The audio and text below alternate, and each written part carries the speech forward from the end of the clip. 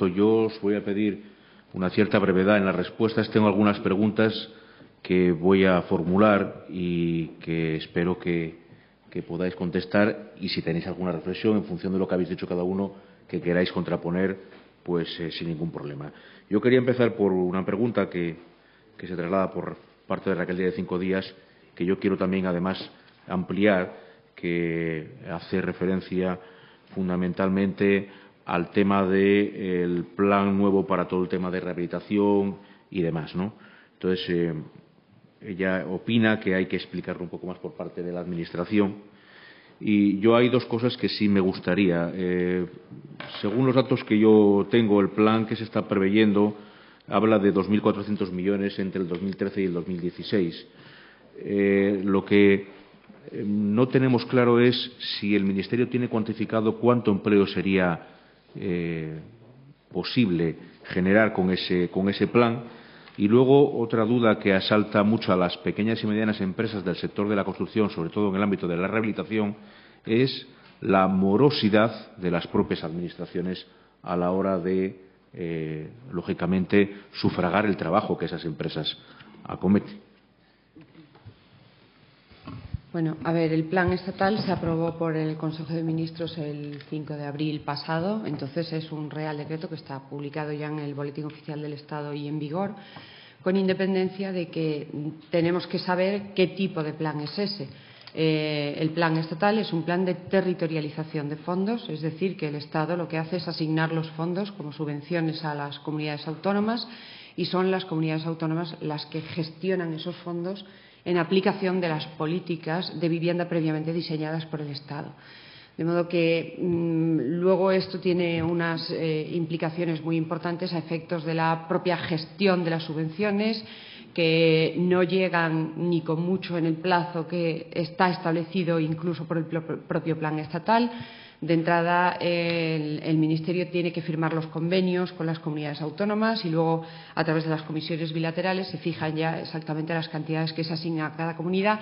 Las comunidades abren sus procedimientos públicos para iniciar lo que es la concesión de las ayudas, y todo esto lleva unos tiempos que efectivamente se acompasan quizá mal con un periodo temporal de 4 años, tal y como está establecido.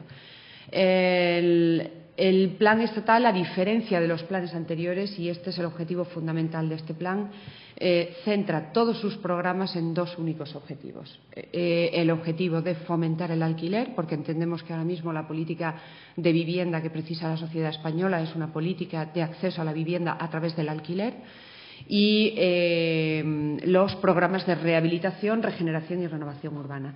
La cuantía que has comentado, pues efectivamente es la que se deriva de los presupuestos generales del Estado, con su asignación para cada uno de los años 2013-2016, y ahora mismo no está, en cuanto a previsión de empleo, que es lo que comentabas, teniendo en cuenta la escasísima, por no decir nula, experiencia en España en una política de rehabilitación amplia, a escala adecuada y de barrios enteros, etcétera. Lo único que tenemos son una serie de estudios que sí se han elaborado por entidades, instituciones especializadas en esta materia, que vienen a señalar que cada 1.000.000 de euros públicos invertido en rehabilitación es capaz de generar entre 54 y 56 empleos, debido al efecto multiplicador que provoca la inversión pública de la propia inversión privada,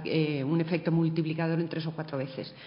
Bueno, pues cuando sepamos cuánto de esa cantidad va a ir a los programas del alquiler y cuánto de esos programas va a ir a los programas de rehabilitación, podremos hacer una previsión más fidedigna del empleo que generará. Gracias, Ángela. Yo ahora voy a pasarle la pelota a Pedro. Nosotros tenemos una experiencia desde hace mucho tiempo que está en vigor ahora mismo, por ejemplo, en el sector del automóvil con el plan PIBE, ¿no? ¿Sería posible, o desde el punto de vista de las empresas del sector de la construcción, sería posible o sería deseable un plan integral similar a este para poder potenciar y poder en darle colchón a las empresas del sector? Sí, vamos a ver, sin perjuicio de las necesidades que tengan los diferentes sectores productivos, lo que hay que ver de una manera clara es que un plan PIBE puesto para el automóvil está recuperando un número de empleos que nada tiene que ver con lo que se ha perdido desde el mes de junio del año 2007 hasta ahora. Es decir, resulta en algunos momentos irritante cuando se están poniendo en marcha una serie de esfuerzos sobre unos determinados sectores que, si bien están necesitados de ayuda, parece que el protagonismo tiene que recaer en sectores en los que hay que salvar del orden de 10.000 a 20.000 empleos, cuando eso es lo que se está perdiendo en un mes en el sector de la construcción. Se ha venido reclamando que el sector de la construcción tiene que tener un plan inmediato, y en la presentación de Construmat, que se está celebrando a día de hoy, el presidente lo dijo, que debería ponerse un poco más de coraje en el problema del empleo y en el problema de la reactivación económica de España, y empezar a tocar realmente en aquellos puntos en los que realmente se necesita. Yo no sé si hablarlo de plan Renove, de plan de reactivación o de como sea. También hay que tener en cuenta, yo lo ha comentado Peridis antes, que hay que tener presente cuánto está costando el desempleo de más de 1 millón de trabajadores desde el año 2007 hasta ahora. Habría que tener en cuenta que si todo ese coste del desempleo se hubiese invertido de alguna otra manera, estaríamos en la situación en la que estamos ahora, porque no se estaría pagando desempleo, el retorno que está diciendo el Ministerio del 58% se estaría produciendo, y estaríamos realizando inversión en infraestructuras o en viviendas que repercuten en un bienestar de la sociedad, y yo creo que la línea política hubiese cambiado, no estaríamos en el mismo lugar. Peridis, hay una pregunta que hacen, y yo quiero formularte esta pregunta y otra añadida por tu experiencia en los desarrollos formativos, en los temas de aprendizaje y demás, ¿no? Hay una pregunta que yo creo interpretar la de Fernando, que lo que está planteando: ¿sería posible un proyecto como el de la Gran Vía? Yo creo que lo que está planteando es los grandes proyectos de renovación de las ciudades y demás, ¿cómo los ves? Y la otra parte que yo te quería comentar, ¿qué tipo de estrategia formativa o de aprendizaje o con qué instrumentos podríamos poder insertar y reinsertar a la gente que ha perdido el trabajo? Sí. La primera, yo no estoy de acuerdo ahora con operaciones como Gran Vía. Yo creo que el paro, el desempleo es general, sobre todo hacia el sur, O sea, hay mucho más desempleo en el sur, porque era donde había más construcción y porque, es la situación de la carencia de industria, etcétera, etcétera. Hay dos Españas, una España del norte y otra España del sur, y la crisis bancaria y de cajas pues se ha visto donde se ha visto, ¿no? Por lo tanto, no soy partidario de operaciones de cirugía en la ciudad que son costosísimas y muy lentas de realización. Operaciones como la Gran Vía costaron un montón de años y un montón de dinero.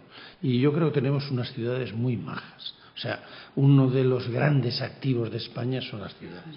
Tenemos unas ciudades maravillosas, que están muy bien, diría que rehabilitada la escena urbana sobre todo, y una parte de la vivienda, y son modélicas en el mundo. En este momento tenemos unas ciudades con unos índices de seguridad, de confort, de equipamiento.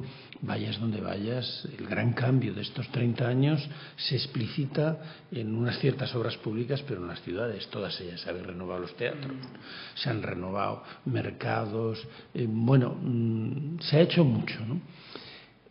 La ventaja de la rehabilitación es que puede ser micro y macro. Puede ir desde una vivienda que da trabajo a unos cuantos albañiles, a los del Pladur, a los de las instalaciones que están con el cable. Yo lo he hecho en mi pueblo ahora, todavía teníamos los cables de lito y la perita en las habitaciones de los años 40. Y hay en zonas rurales, pocas quedan ya, pero hay muchos barrios de los años 50 que hay que acometer de arriba abajo, son muy ineficientes, y muchos no tenían ni cámara de aire, cristal sencillo, etcétera. O sea, hay trabajo, y el trabajo de rehabilitación con un gran plan nacional de emergencia a 20 años o a 15 años, con unos objetivos claros, sería intensivo en mano de obra y se financiaría en parte con el ahorro energético. Habría que ingeniar una forma de crédito al ahorro energético y algo más. Y esa hipoteca extraña o compartida es fundamental, porque es que si no el país se cae, ¿no? Creo que ese es el primer punto que me pregunta. Segundo, en formación. Yo había planteado, igual que hice con las escuelas taller, una figura llamada lanzaderas para la para la reconversión del sector de la construcción, porque hay mucho ferralla y mucho encofrador y con una especialidad muy concreta en la cual, con la caída de la obra pública que se prevé para los próximos años, donde habrá más mantenimiento o necesidad de mantenimiento que de nueva construcción, porque es que la gran obra, queda el ferrocarril de mercancías, costa, quedan muchas cosas que hacer. Ningún país está hecho y que rehacer. Pero hay que ir a lo intensivo. Ahora lo fundamental es fijar una prioridad, aquello que sea intensivo en mano de obra. Tenemos que bajar de los 6 millones a 3 millones y tenemos que bajar, y la economía no va a dar de sí porque no vamos a crecer para eso. Por lo tanto, tiene que ser acción europea, española y privada. Cuando hay un gran incendio hay que acometer por tierra, mar y aire. Tienen que estar los helicópteros tirando agua, tienen que estar las brigadas haciendo cortafuegos. Y ahora hay que hacer un cortafuegos en la economía. Ahora porque es que si no se desmorona el edificio. Es decir, no se va a crear empleo mientras la economía no crezca al 2%, pues estamos aviados. ¿Cuándo crecemos al 2%? Y no se crea empleo porque la tecnología destruye empleo, porque consigue eficiencias del 2 o del 3% todos los años. Por lo tanto, hace falta una acción pública europea. En Japón, pues oye, mira que eran conservadores en estas cosas, se han liado la manta a la cabeza y de perdidos al río, o a Fukushima, o al Pacífico. Pero dice, bueno, dale a la maquinita. Entonces, le han dado la maquinita en Estados Unidos, le han dado la maquinita en Inglaterra, le dan la maquinita en Japón, ¿y qué vamos a esperar? A revaluar el euro para no exportar, porque seguimos marcando el paso que nos marca Alemania. Es un disparate, porque hemos visto Portugal al desastre, Grecia al desastre, allá vamos, detrás Italia y detrás Francia. Hombre, espero que Francia no se deje y que diga, hasta aquí hemos podido llegar, porque es que tener un banco central, perdonadme, en mi pueblo hay un pantano, y el pantano en invierno y en primavera se llena y en verano se vacía. Entonces, un banco central no puede atarse las manos y decir, bueno, yo tengo el banco lleno, bajo un poquito el nivel, pero poquito, y el que quiera regar la remolacha en Palencia, que alquila los de los pozos, porque yo agua no voy a soltar. Entonces, vas a los pozos y dicen, oye, quiero agua, que tengo sequía. Y dice, no, te la cobramos a tanto. Hombre, suelta un poco de agua, no permitas que los países se echen la soga al cuello pagando unos tipos de interés, porque ha venido una crisis que no han generado los países, ha sido una burbuja, ha sido una crisis financiera y bancaria. Habrá que dosificar eso. Lo que no podemos hacer nosotros es... y en cuanto a la formación, habría la posibilidad de hacer una reconversión importante con módulos formativos en las obras. Igual que hicimos la escuela taller en los monumentos. Ahora, esta mañana tenía que estar en una obra, allí hay unos cuantos barracones. En unos cuantos barracones, sobre todo en rehabilitación, puede haber espacios que se reserven para la reconversión de los trabajadores del sector, sobre todo los más jóvenes. Los que dejaron la escuela y no pueden volver, ¿qué hay que enseñarles? A aislar, ¿qué hay que enseñarles? A poner carpinterías, ¿qué hay que enseñarles? A poner paneles solares, ¿qué hay que enseñarles? A manejar oficios varios, porque la rehabilitación no requiere tanto la especialización, rehabilitación, mantenimiento, sino una cierta polivalencia. Entonces, ese proyecto de reconversión del sector se basaría en la rehabilitación energética y en la polivalencia de los trabajadores, con módulos de formación ad hoc en obras que tuvieran financiación pública. Y por ahí hay que investigar, porque ahí cabe mucha gente. Y yo creo que esto es prioritario, porque de lo contrario vamos muy mal. Gracias. Hay una pregunta que hace Marco Suar, que yo quiero planteársela inicialmente a Alejandro Inurrieta, pero que también pretendo que Ángela diga algo, ¿no? Es ¿por qué no se puede introducir un impuesto a viviendas vacías para fomentar que sus dueños las saquen al mercado?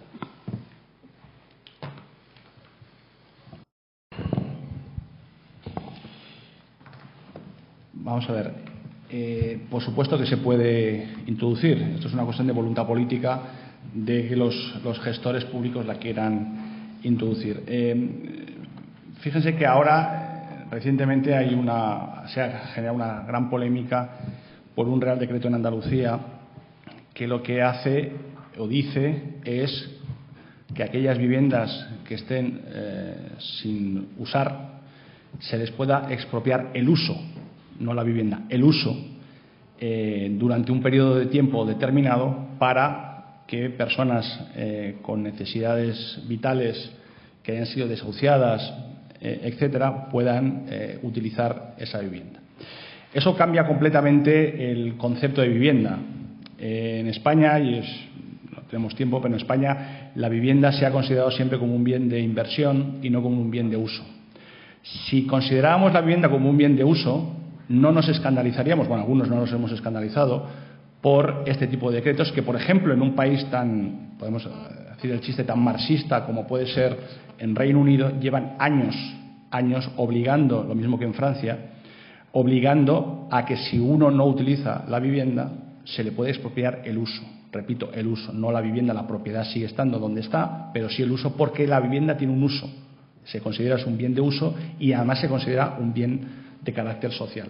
Por lo tanto, más que un impuesto, yo creo que podría ser una alternativa. Lo que sí debería haber es un mecanismo creíble, porque no olvidemos que la expropiación forzosa pasa lo mismo que cuando se hizo la ley última del suelo, que yo también estuve en ese negociado, que se decía que si los ayuntamientos no cumplían, los propietarios del suelo no cumplían los plazos para la urbanización, serían expropiados. Claro, eso queda muy bien en una norma, pero cuando hay que financiar y hay que pagar la expropiación, y si no hay dinero para ello, el decreto o la norma queda completamente en papel mojado, que es lo que puede ocurrir con el Real Decreto andaluz. Es decir, tú puedes hacer un anuncio de expropiación, pero si tú no tienes la financiación para expropiar el uso y para pagar a los propietarios de esas viviendas, pues obviamente no se podrá hacer. Vía impuestos, de alguna forma, podría ser una manera. Lo que pasa es que volvemos a lo mismo con las estadísticas.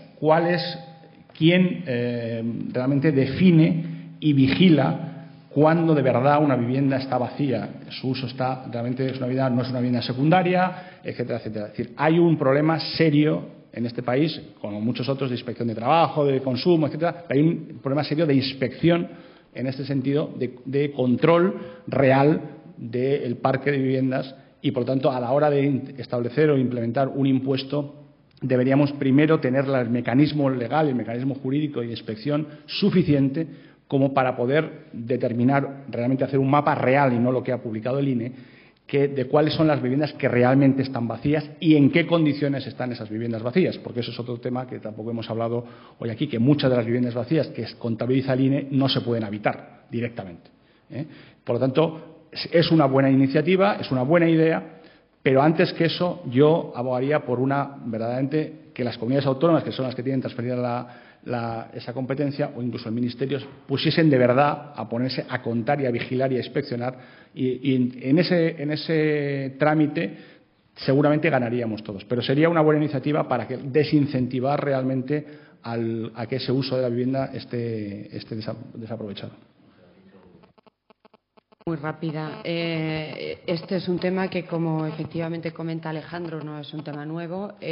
Tanto en Europa como en España existen dos tipos de normas, digamos, para afrontar el problema de la vivienda vacía. Uno es la posible expropiación del uso, que es, digamos, la medida más exorbitante, la más extraordinaria, y luego está el tema de las infracciones, sanciones a consecuencia de mantenerlas vacías, e incluso el tema impositivo. Yo lo que sí tengo que decir, este es un tema recurrente. Yo llegué al Ministerio en el año 91 y en el año 92 ya estábamos estudiando la posibilidad de incluir en la Ley de Suelo alguna medida para desincentivar precisamente este tema.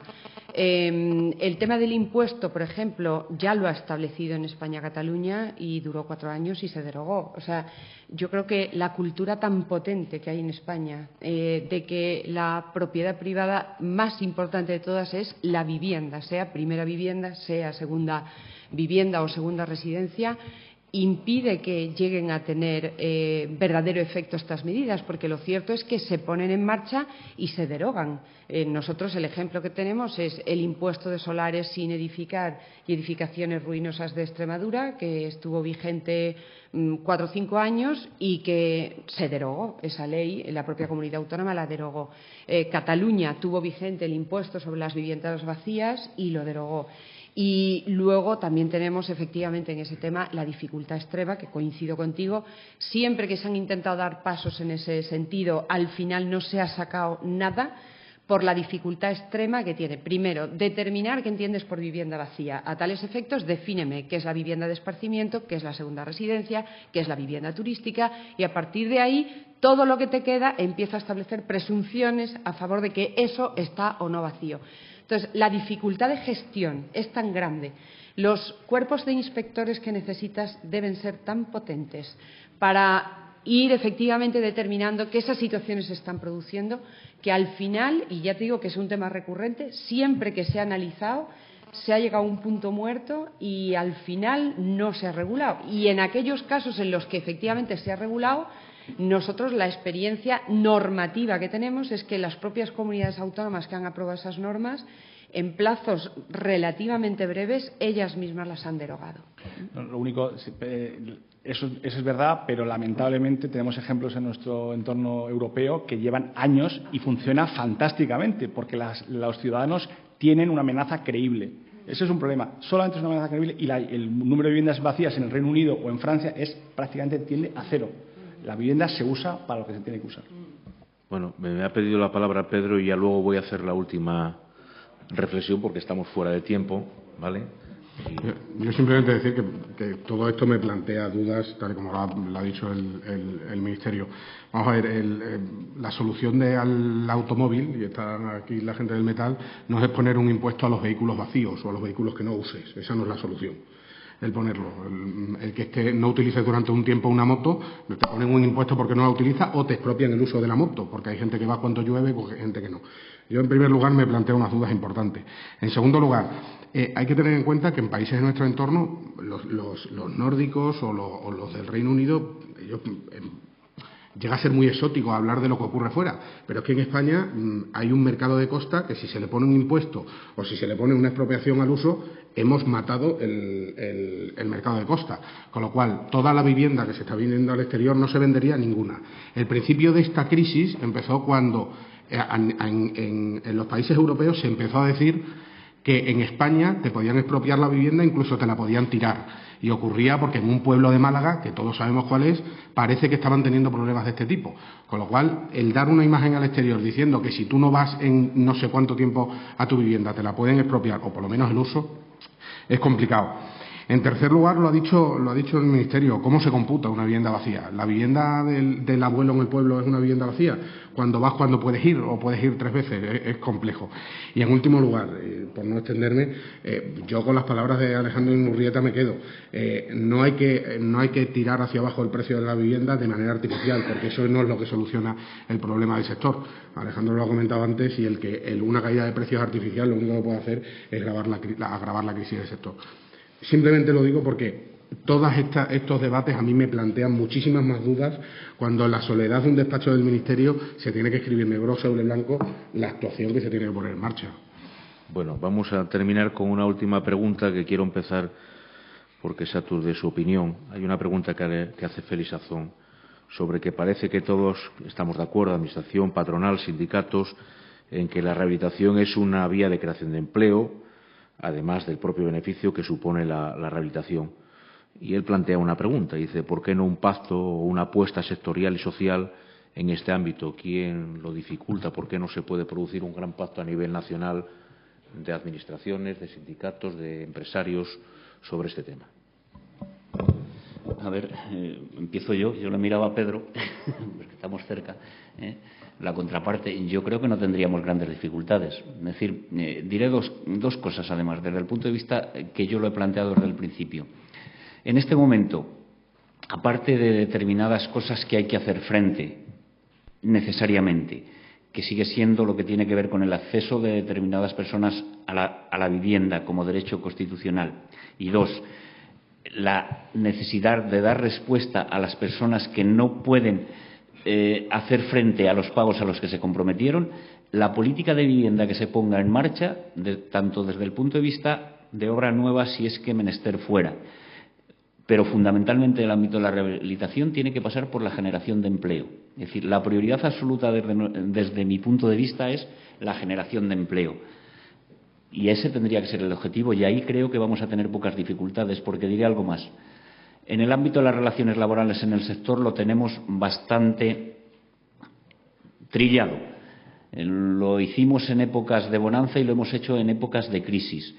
Con la legislación laboral obsoleta, trasnochada, no sé qué, se generaron en nuestro país en menos de 10 años 1.200.000 empleos. Con la legislación nueva, moderna, que todo lo podía, y con parte de la antigua también, pero en 5 años hemos destruido 1.600.000. Luego no es un problema de relaciones laborales, es un problema de objetivo político económico claro. Y lo han dicho todos. Pedro ha terminado diciendo aquello de que recemos por España. Peridis ha dicho algo así como cambiemos los parámetros. Yo he dicho cambiemos el objetivo. El objetivo no puede ser el déficit per se. El objetivo tienen que ser las personas, tiene que ser el empleo.